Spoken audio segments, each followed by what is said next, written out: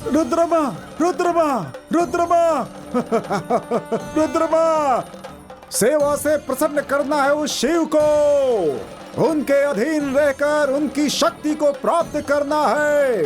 सेवा करना ही लक्ष्य है। सारे पापों को नष्ट करके शुद्ध करना है इस काल को, विशुद्ध करना है इस काल को। तांडव करूंगा, उनको प्रसन्न करूंगा, उनसे मुझे वर प्राप्त करना है इसी काल में। वचन देता हूँ, जब तक प्राप्त ना कर लूं तब तक मेरी साधना नहीं रुकेगी। बिना उनके आशीर्वाद के नहीं रुकूंगा इसी काल में। रुद्रमा, रुद्रमा, रुद्रमा। आइए स्वामी, आइए। लगता है आप कोई जरूरी समाचार लेकर आए हैं। हाँ माँ। बोलिए स्वामी जी, क्या बात है? बहुत बड़ा चमत्कार हुआ है माता जी, बहुत बड़ा आश्चर्य हुआ है माता जी। जैसे बच्चा जन्म लेता है वैसा ही हमारे साथ हुआ है। स्वामी जी, आपकी बात को बिना समझाए समझने वाली ये रुद्रमा इतनी समझदार नहीं।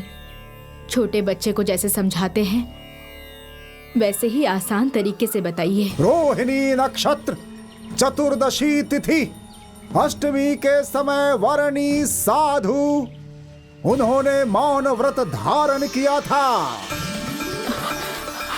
अब वो वरणी साधु उन्होंने बोलना आरंभ कर दिया। क्या कहा? वर्णी साधु जी उन्होंने बोलना शुरू कर दिया? 60 सालों तक मौन व्रत धारण करने वाले वर्णी साधु बात करने लगे? हाँ माँ जी। मुझे तो बिल्कुल यकीन ही नहीं हो रहा। उनके सामने कितने लोग गिड़गिड़ाए, कितने लोग रोए, पर उन्होंने किसी की नहीं सुनी। और चुप रहने वाले वही वर्णी साधु अब बात कर रहे हैं। हाँ। श्वेता, स्वामी जी की बात सुनी ना? हमारे वर्णी साधु जी बोलने लगे हैं। उस दिन मैंने बताया था ना कि चामुंडी माँ की मूर्ति हमें कैसे मिली। साधु जी के बारे में बताया था, याद है ना? अंबा नदी के किनारे वर्णी साधु रहते थे, वही तपस्या करते थे। एक दिन वर्णी साधु नदी के किनारे नहाने गए, तब उन्हें ये चामुंडी देवी की मूर्ति मिली। उन्होंने वो मूर्ति मेरे दादा के हाथों में सौंप दी और उस दिन से हमारे इस परिवार को उसका अधिकार, संपत्ति, वीरता, ये सब कुछ मिलने लगा। मैंने बताया था ना, तुझे याद है ना? उस मूर्ति को मेरे दादा के हाथों में सौंपकर उसी दिन से उन्होंने मौन व्रत धारण किया था। और आज 60 साल के बाद वो फिर से बोलने लगे हैं। श्वेता, फिर से बोलने लगे हैं।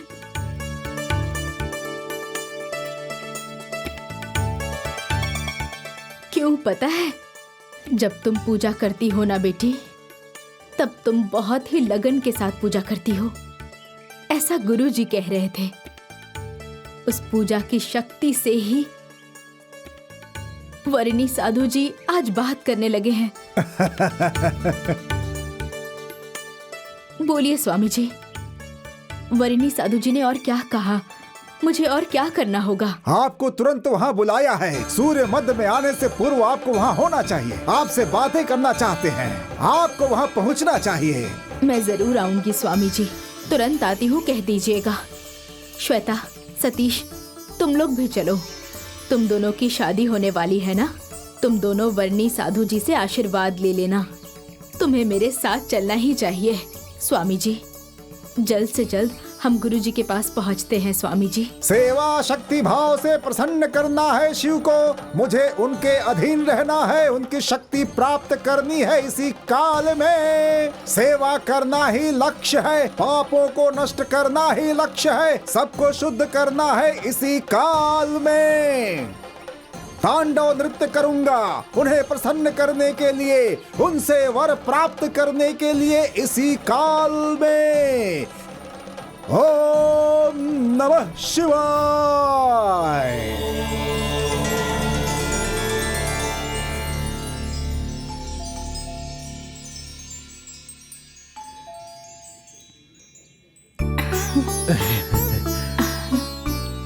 ओ नटराज, नमस्ते। अरे आओ भाई, आओ आओ। अरे बेटी आई, आ जाओ आ जाओ। लो बैठो, आओ बैठो। कितने साल हुए तुम्हें देखे हुए? हाँ, सही कहा। ये वही लड़की ना जो अपने जी को ढूंढ रही है। इसे छोटे में देखा था, बुआ के लड़के के बारे में सोचकर हमेशा जी करके पीछे पड़ी रहती थी। क्यों बेटी? शादी करूंगी तो उससे ही करूंगी, एक पैर पे खड़ी होकर बोलती थी। हाँ अंकल, मेरी बुआ ने मेरे जी के साथ मेरी शादी करवा देंगी ऐसी कसम खाई थी। हाँ? इस जमाने में भी ऐसी लड़की है, ये सोचकर मुझे बहुत ताज्जुब हो रहा है बेटी। क्यों भाई नटराज, तुम तो अच्छे से कमाकर फॉरेन में जाकर सेटल हो गए थे, मैं ऐसा सोच रहा था। तुमने फोन किया तब जाकर मेरी बात समझ में आई। मुझे कितनी तकलीफ हुई तुम नहीं पता। तुम कैसे रहते थे, कितना रौब था तुम्हारा। तुम्हें इस हालत में देखकर मुझे बहुत तकलीफ हो रही है। अंकल, वो सारी बातें हम बाद में कर लेंगे, पहले जिस काम से आए हैं उसके बारे में बात करें। ठीक है बेटी। नटराज, तुम्हारी छोटी बहन का परिवार को ढूंढना है ना? तुम्हारे पास उनकी कोई डिटेल्स है क्या? जो भी हो मुझे दे दो, उन्हें ढूंढने की जिम्मेदारी मेरी है। अंकल, मेरे पास शिवा जी की फोटो है अंकल। फोटो है क्या? हाँ है ना अंकल। क्यों नटराज, बोला क्यों नहीं? फोटो है तो बस काम हो जाएगा, आसानी से ढूंढ निकालेंगे। इंटरनेट, सोशल मीडिया पर साइंस ने बहुत तरक्की कर ली है बेटा। इस जमाने में फोटो के सहारे हम किसी को भी ढूंढ निकाल सकते हैं। ऐसी बात अपने मन में रख करके तुमने आज तक मुझे बताया ही नहीं। लाओ बेटी, वो फोटो मुझे दो, लाओ। हाँ?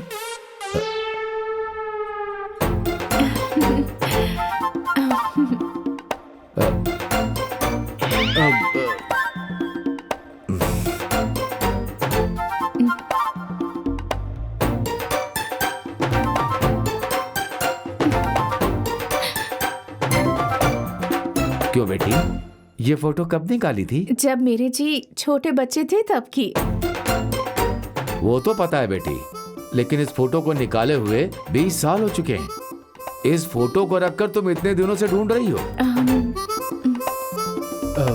तुम्हारा जी अब कैसा होगा, किस तरह का होगा, इस फोटो से ढूंढ पाना बहुत ही मुश्किल होगा। बात ऐसी है कि उसी विषय में ये तुमसे कुछ बात करना चाहती है। क्या बात है बेटी?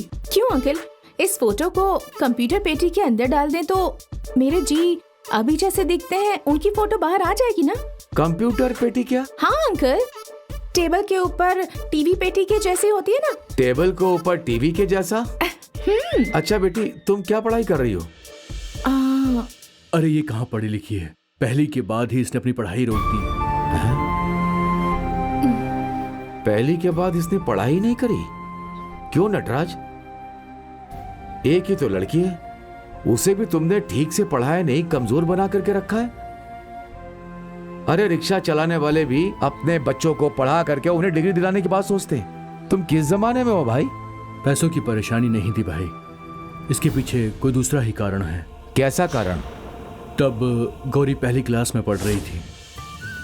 देखो बहन, पिछले साल से इस साल ज्यादा फायदा हुआ है, ये देखो। हाँ भैया। पापा, क्या हुआ बेटी? आज स्कूल में एग्जाम के पेपर्स दिए थे। हाँ, सब विषय में मैं फर्स्ट कहाँ आई दिखाओ? हूँ।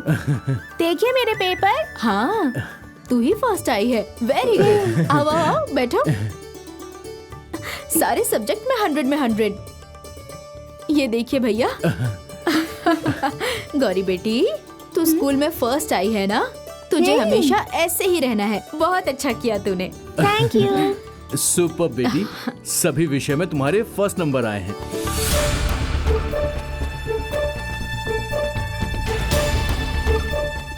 वेरी गुड, वेरी गुड बेटी। ए शिवा रुको, यहाँ आओ। हमारी गौरी का मार्क्स देखा क्या तूने? सारे सब्जेक्ट में 100 में 100 लाई है, क्लास में फर्स्ट आई है। पेपर्स देखना, ये देख, राइटिंग देखो इसकी कितनी खूबसूरत है ना? हाँ, इस पेपर को उठाकर कचरे में फेंक दीजिए।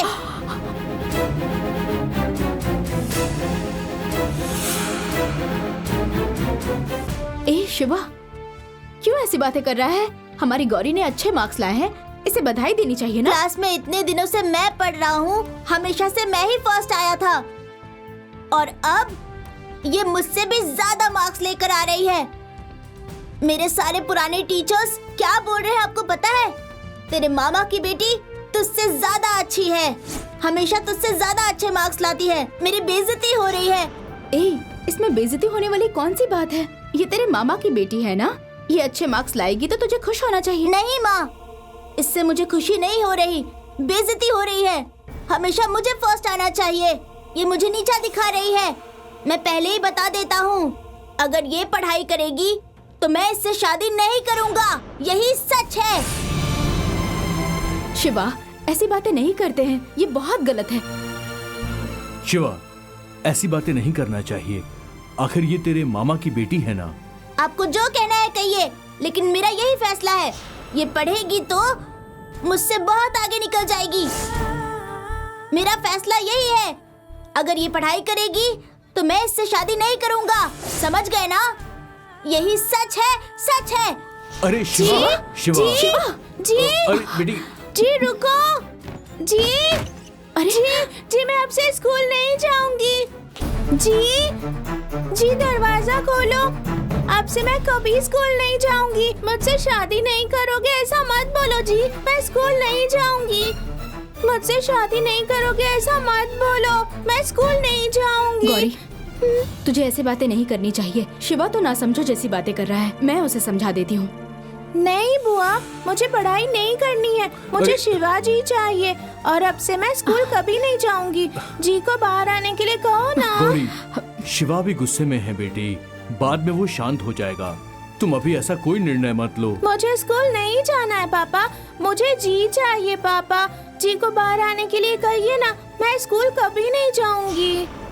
जी जी जी जी जी दरवाजा खोलो, जी दरवाजा खोलो, शिवा। ना दरवाजा जी। खोलो बेटा। जी दरवाजा खोलो प्लीज। शिवा। जी, नहीं मैं स्कूल कभी भी नहीं जाऊंगी। शिवा, दरवाजा मैं खोलो, स्कूल कभी बात नहीं करनी है। जाऊंगी। दरवाजा शिवा। खोलो। शिवा, खोलो दरवाजा। खोलो जी बेटा। दरवाजा खोलो जी। शिवा, शिवा। खोलो मैं दरवाजा। स्कूल कभी भी नहीं ये जाऊंगी। दरवाजा क्यों नहीं खोल रहा है? और उस दिन से ये स्कूल नहीं गई। मैंने स्कूल भेजने की बहुत कोशिश की, तो इसने कहा अगर मैं स्कूल जाऊंगी तो जी मुझसे शादी नहीं करेंगे, इसीलिए मुझे आज से स्कूल नहीं जाना है, ये जिद करके बैठ गई। मैंने कितनी प्यार की कहानियां सुनी हैं, लेकिन ऐसी प्यार की कहानी नहीं सुनी। एक तरफा पागलपन तो मैंने सुन रखा था। मैं तुमसे पूछूं, तुमने ये पागलपन क्यों किया? प्यार करना कोई बुरी बात नहीं है, लेकिन तुमने ऐसा क्यों किया? बचपन से ही हम बच्चों के दिल में जो कहते हैं वो उनके दिल में बस जाता है, फिर वो बड़ा होकर नारियल के पेड़ के जैसा हो जाता है। इसे हमने लगाया है, ये हमें बाद में पता चलता है। ठीक है भाई, उस कहानी को छोड़ो, अब मुझे क्या करना है ये बताओ। मेरे जी के फोटो को कंप्यूटर पेटी के अंदर डालकर वो जैसे अभी दिखते हैं वो वाली फोटो निकालनी है, बस इतना ही करना है।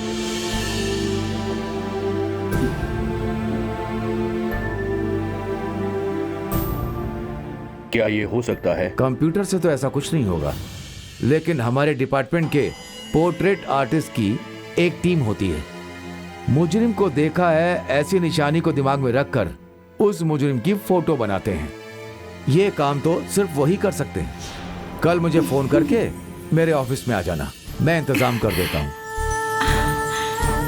थैंक्स अंकल, बहुत बहुत थैंक्स। ये फोटो मिलने के साथ ही मेरी जिंदगी की एक नई शुरुआत होगी। तुम्हें अपनी जिंदगी में हमेशा खुशी मिलेगी, ये मेरा विश्वास है। नटराज, कल तुम इसे लेकर के आ जाना। ठीक है। हम चलते हैं अंकल।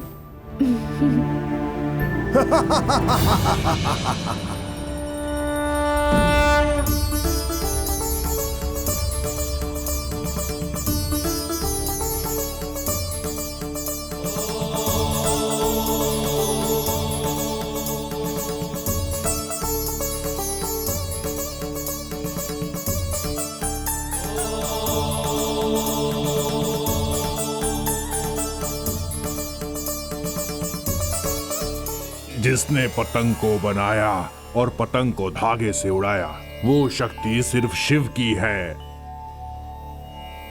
जो होता है शिव की मर्जी से ही होता है। बिना शिव की मर्जी से करोगे तो सीधे खाई में गिरोगे।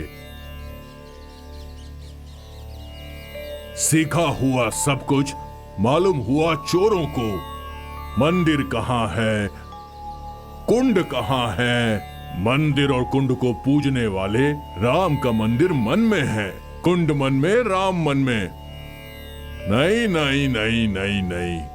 ओम शिव की दया, ओम शिव की कृपा, ओम नमः शिवाय। रुद्रम्मा,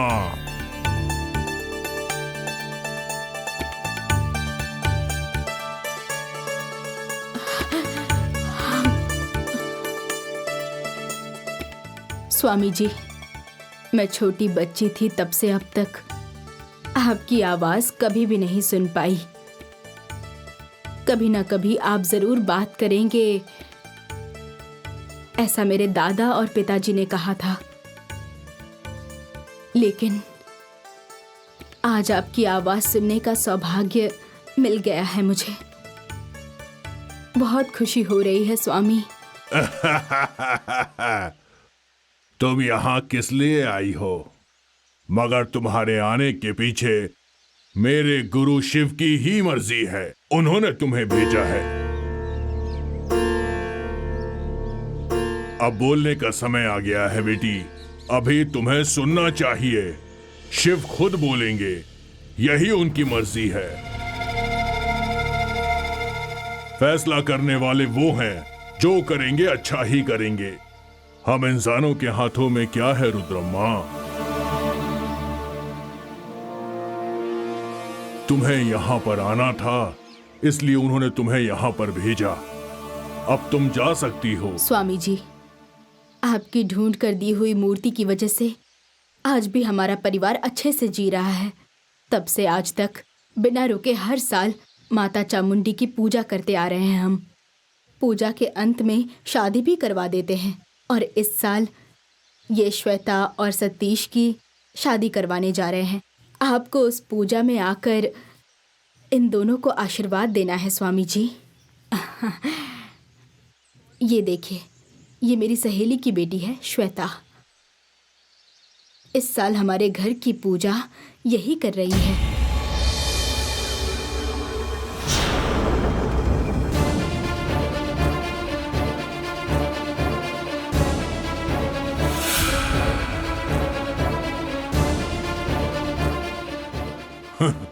ये श्वेता है।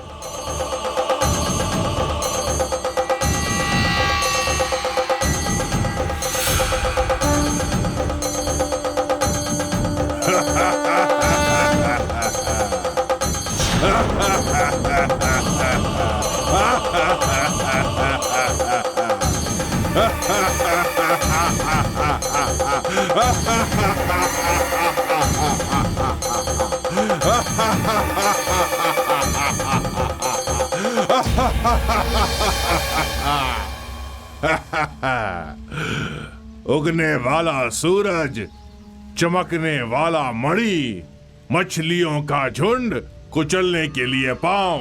दिव्यानी तेरा साथी है ना ये? दिव्यानी, ये दिव्यानी तेरा साथी है ना? दिव्यानी तेरा साथी है ये।